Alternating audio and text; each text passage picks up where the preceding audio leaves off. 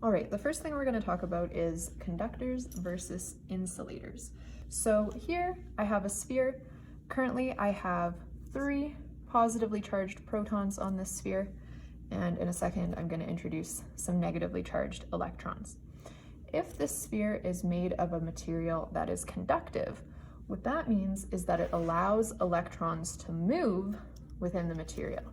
So suppose I put 3 electrons on my conductive sphere. These electrons are repelling one another because like repels like, and so the electrons are going to move and spread out to get far apart from one another, something like that. However, if this sphere was made of an insulating material, if I do that again, if I put the electrons in an insulator, the electrons can't move freely. And so the electrons are just going to remain sort of stuck where they are. Although they would like to move apart from one another, they can't. Now, one of the things that's really important to keep in mind throughout this unit is that electrons in conductors can move. Protons are never going to move. So the protons are going to stay stuck where they are, whether the material is a conductor or an insulator. All right, we are going to talk about charging by friction. So in charging by friction, you start with 2 neutral insulators. So here I have a piece of fur, and we can see that it's neutral because if we count the number of negatives and we count the number of positives, we see that we have equal numbers of each. And I also have another insulator here. This is an ebonite rod, and it is neutral because it has 3 negatives and 3 positives. Now, to charge by friction, what we're going to do is we're going to rub the 2 objects together. And although insulators don't allow electrons to move easily, when you rub objects together, you can actually sort of peel the electrons off of one of the objects, and those electrons will get stuck to the other object. So to help me explain this, we have something here called an electrostatic series, and the items close to the top of the list, they have a weak hold on electrons. And as we get closer to the bottom of the list, things start to have a stronger hold on electrons. So here we have fur, which has a weaker hold on electrons than ebonite, which has a stronger hold on electrons. So if we take the ebonite rod and we rub it up against the fur, what's going to happen is that these electrons are going to get stolen by the ebonite because the ebonite likes electrons more than fur does. So that's going to look like this. Okay, so now if you look at the charges on the fur, we have 6 positive charges, but only 4 negative charges. So what that means is the overall charge on the fur is +2, because you have 2 more positives than you do negatives. And on the ebonite rod, now we only have 3 positives, but we have 1, 2, 3, 4, 5 negatives. And so the overall charge on the ebonite rod is -2. What I want you to notice is that conservation of charge is happening here. So all of the charge that was in the system originally is still here.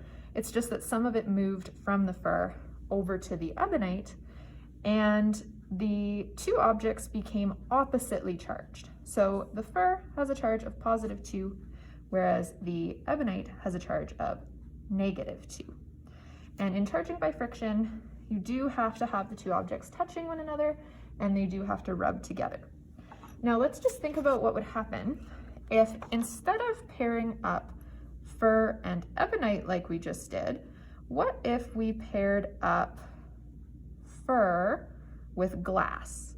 So here I have a glass rod, and if we paired up glass with fur, when we rub the 2 together, the glass is going to give up electrons this time, and the fur is going to steal electrons, because whichever item is lower on the list likes electrons more, so it's going to steal them. So if we were to do that, the fur would become negatively charged because it gains electrons. The glass would become positively charged because it loses electrons, and they would be equally but oppositely charged, okay? And when we do this, remember, the positive protons never move It's always the electrons that are moving from one object to the other. All right, so charging by conduction. In charging by conduction, we're going to be working with conductive materials as opposed to insulators like we had in charging by friction. So here I have two pieces of aluminum foil. Aluminum foil is conductive, and one of the pieces of aluminum foil has more negatives than positives. So if we count, we have 2 positives and we have 4 negatives. So that means this piece of aluminum foil on the left has a net charge of -2. The other piece of aluminum foil is neutral because it has equal numbers of positives and negatives. So in charging by conduction, what happens is you're going to touch the 2 objects together like that, and then you're going to separate them. In charging by friction, you have to rub the objects together. Here, in charging by conduction, we're not rubbing the objects together, we're just doing a quick touch and separate.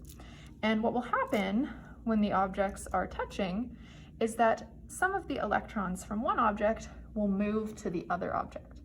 And I'm going to show you some math that just describes what happens here. So as long as the 2 conductors are identical, meaning they have the same size, the same shape, they're made out of the same material, then what's going to happen is that the charges are going to average out.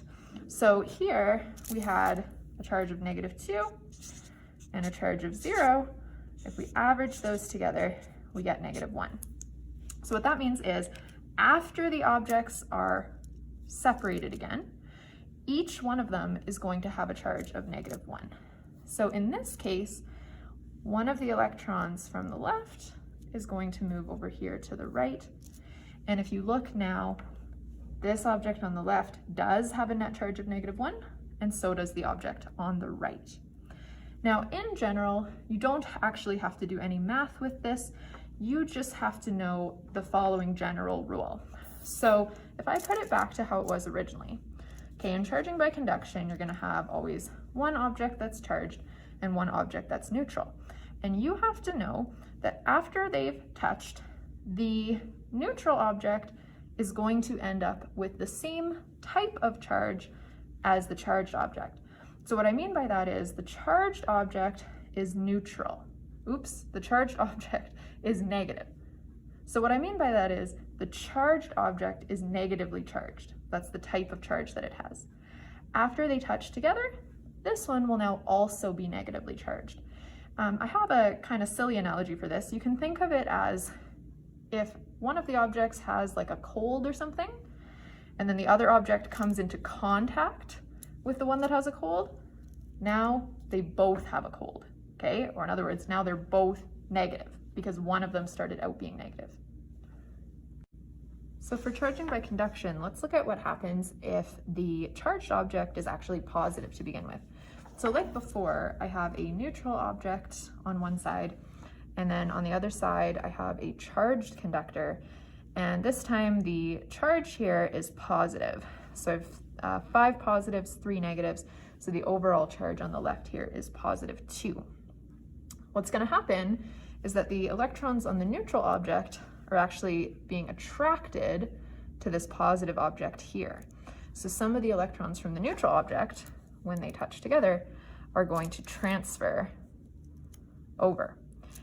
And now I separate them, and now notice both objects have now a charge of +1. And that's because to begin with, my charges were +2 and 0. The average of 2 and 0 is +1. Okay, but I don't really want you worrying about the math here. Instead, I want you to see if you can use that rule that we were just talking about. So because the charged object was positive, after the 2 touch and separate, now both objects are positive. And remember, it's only ever the electrons that are moving. So notice, you never see me moving the positive signs around. The next thing we're going to look at has 2 different names. So we can either call it inducing a charge separation, or we can call it polarization, and they're the same thing. So we're going to start with a neutral object. So here I have some aluminum foil, and it is currently neutral. And then I'm going to bring in an ebonite rod. So here's the ebonite rod, And as you can see, this ebonite rod is negatively charged. Now I'm going to hold the two objects close together, but not touching. And what's going to happen is, within the aluminum foil, the negative charges are going to try to get away from this negative rod. And that's because negatives repel other negatives. Now the positive charges in the aluminum foil are not going to move, but the negatives are going to move, and they're going to do something like this. Okay? If we now look at our aluminum foil, if we divide the aluminum foil in half, so let's just put something kind of down the middle here, you can see that on the left side of the foil, we have a net positive charge. But on the right side of the foil, we have a net negative charge. If we look at the foil as a whole, overall the foil is still neutral, because overall it still has 3 positives and 3 negatives. But if we look at just one half of the foil at a time, we would say that those halves have opposite charges. Or in other words, we would say that the foil has become polarized. Okay?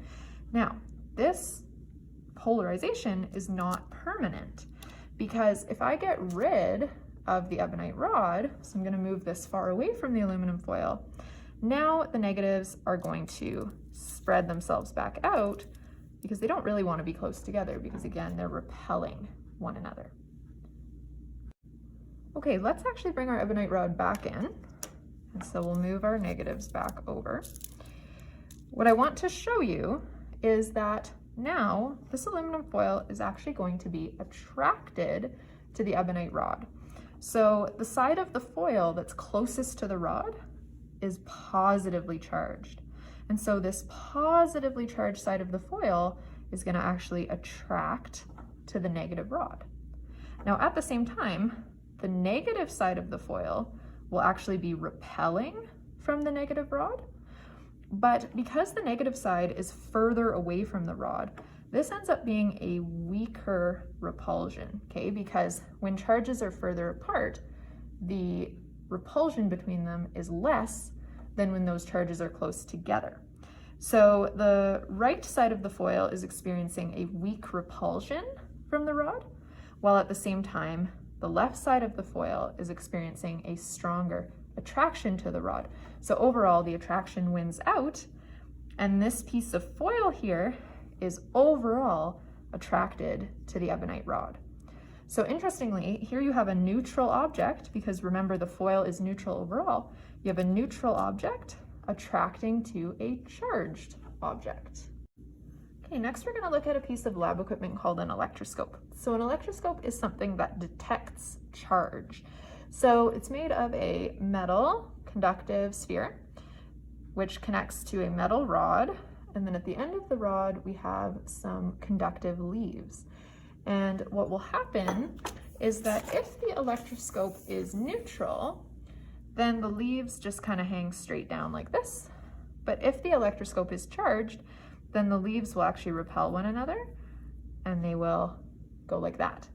So we're going to use an electroscope to help us explain our last charging method, which is called charging by induction.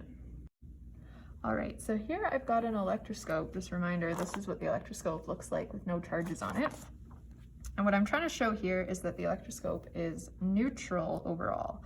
So up top, we have 2 positives, 2 negatives. On the rod, 1 of each. And then on the bottom, we have 2 leaves, and each leaf has 2 positives and 2 negatives. So like I said, this is neutral.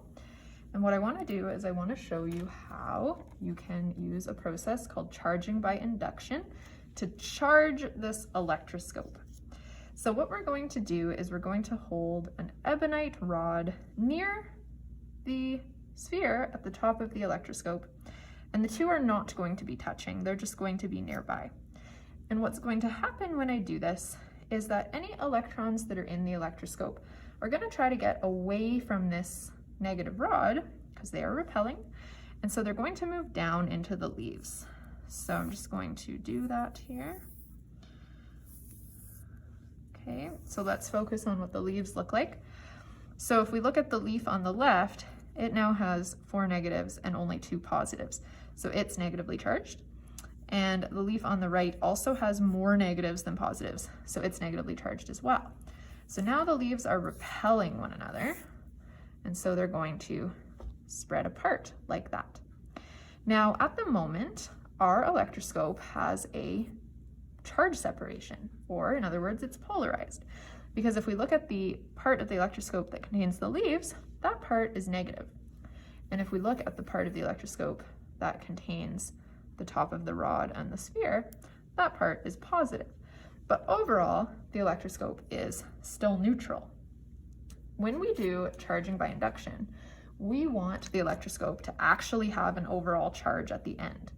So what we're going to do is we're going to do something called grounding the electroscope.